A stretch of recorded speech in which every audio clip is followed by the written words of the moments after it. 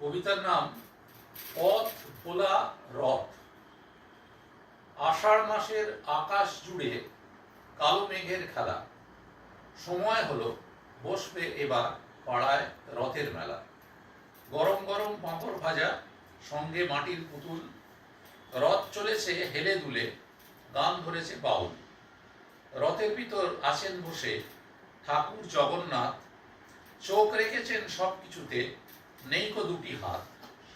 রথ চলেছে মাসির বাড়ি, পথেতে মসজিদ, চলছে সে তার নামাজ পড়া, আসছে খুশির ঈদ। হঠাৎ করে জগন্নাথের মাথায় কি যে হলো, বলেন তিনি আমায় নিয়ে মসজিদেতে চলো। পণ্ডিতেরা টিকি নেড়ে বলে তা কি হয়, মসজিদে তো আল্লাহ থাকে, কৃষ্ণ নাহি রয়। ঠাকুর বলেন এই বুঝেছিস ধর্ম এতদিনে, আল্লাহ ঈশা কৃষ্ণ সবাই এক, এটা রাগ জেনে।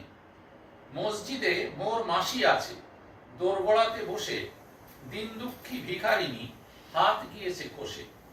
রথের চাকা ঘুরে গেল মসজিদেরই পানে, পণ্ডিত আর ভক্তবৃন্দ সবাই অবাক মানে।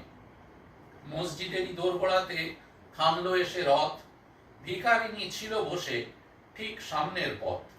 যেমনি হলো দুইজনেতে দৃষ্টি বিনিময়, ভিখারিনী হারানো হাত আবার ফিরে পায়।